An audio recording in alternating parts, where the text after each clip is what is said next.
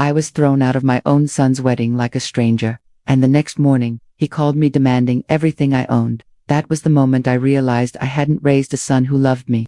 I had raised a man who felt entitled to me. My name is Eleanor Whitmore, and for 32 years, motherhood was not just my role, it was my entire identity. After my husband died, I poured every piece of myself into raising my son, Daniel, believing that love, if given unconditionally, would someday return in the same form. I worked extra shifts, sold my jewelry, and postponed my own dreams so he could have a future that felt secure and bright. I never complained. I never kept score. I told myself that when his biggest day arrived, his wedding day, I would finally feel that quiet reward mothers wait their whole lives for.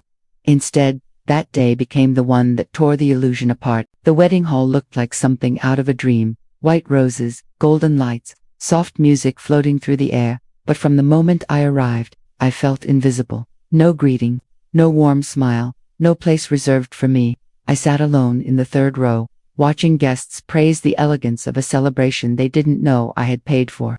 When Daniel walked past me toward the altar, my heart swelled with pride, until his eyes slid past mine without recognition. That was the first warning. After the ceremony, while applause echoed and champagne glasses clinked, he approached me with a clenched jaw. "Mom, you need to leave," he said quietly. I smiled, thinking it was stress talking, until he added, "Claire doesn't want you here. You're embarrassing her." Before I could process the words, his voice rose. "Leave, now." Conversations stopped, faces turned, and in that humiliating silence, my son erased me from his life. In front of everyone, I walked out without crying, not because I wasn't shattered, but because something inside me hardened. Outside, the cold air hit my face as memories flooded in. Daniel as a toddler clinging to my leg. Daniel promising he'd always protect me. Daniel calling me his world. I drove home in silence, ignoring the messages piling up on my phone. Sleep never came that night, and when Daniel finally called the next morning, his voice held no regret, only urgency. "Mom, bring the property papers. The house, the accounts. Claire's parents want to see everything." That was when clarity struck like lightning. I wasn't his mother in his eyes. I was a bank.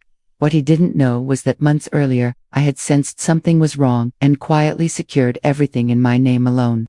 As I ended the call and looked at the locked drawer beneath my table, I understood one truth.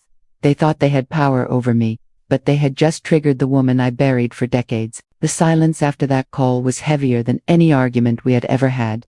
I sat at my kitchen table long after the screen went dark, my fingers resting on the wood I had refinished myself years ago. Back when Daniel still called this place home. Within hours, the pressure began. First, polite messages. "Mom, we need to talk." Then irritation. "Stop ignoring me." By evening, the tone shifted entirely. Claire called for the first time since the wedding. Her voice was sweet, rehearsed, dripping with false concern. She said she was worried about me, that Daniel was under a lot of stress, and that families sometimes needed clear boundaries. Boundaries. The word stung. She spoke as if I were a problem to be managed, not a woman who had sacrificed decades for the man she married. When I told her calmly that everything I owned was legally protected and not up for discussion, her sweetness vanished. "You're being selfish," she snapped. "That money belongs to Daniel's future." I hung up, shaking not with fear, but with disbelief.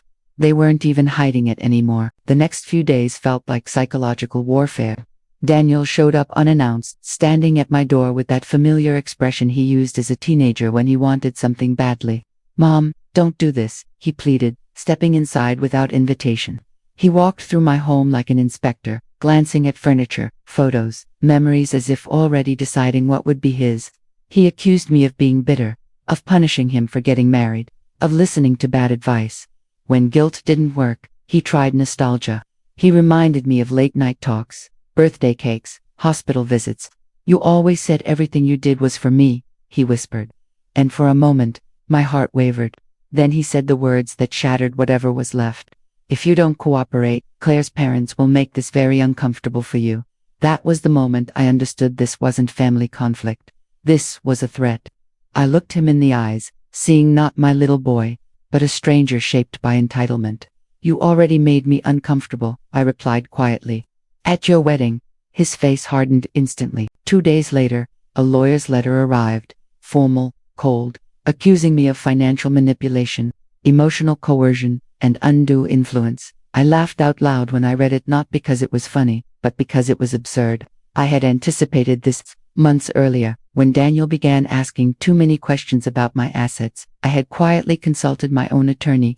Every document, every signature, every clause was airtight. The house, mine; the accounts, mine; the trust Daniel assumed existed in his favor, restructured. But what hurt wasn't the legal attack, it was how quickly he had chosen warfare over reconciliation. Then came the final blow. Daniel's father's family, people who had disappeared after the funeral decades ago, suddenly reached out, accusing me of poisoning Daniel against them and threatening to testify on his behalf. That night, I sat alone in the dark, clutching an old photo of Daniel as a child, and cried for the first time, not for what I was losing, but for the son I realized I had already lost. Just when I thought it couldn't get worse, the humiliation went public.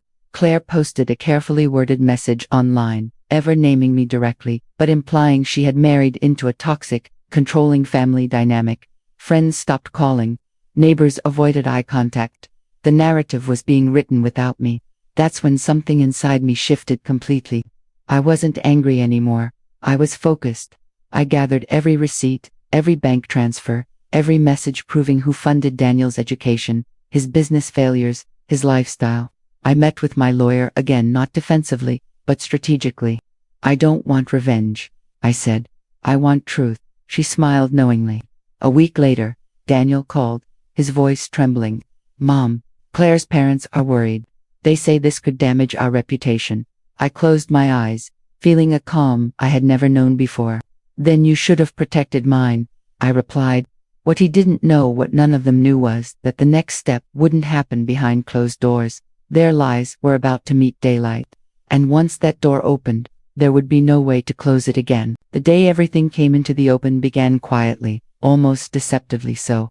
I received an invitation, not from Daniel, but from his lawyer, requesting my presence at a family mediation meeting meant to resolve misunderstandings before things escalated further. The location was a private conference hall, elegant and neutral, chosen carefully to look professional rather than personal. When I arrived, Daniel was already there with Claire and her parents, seated confidently, as if the outcome had already been decided. Their body language said everything. They believed I was cornered, embarrassed, ready to surrender. What they didn't realize was that I had stopped playing defense weeks ago. I sat down calmly, greeted everyone politely, and waited. The mediator began speaking about reconciliation, compromise, and shared interests.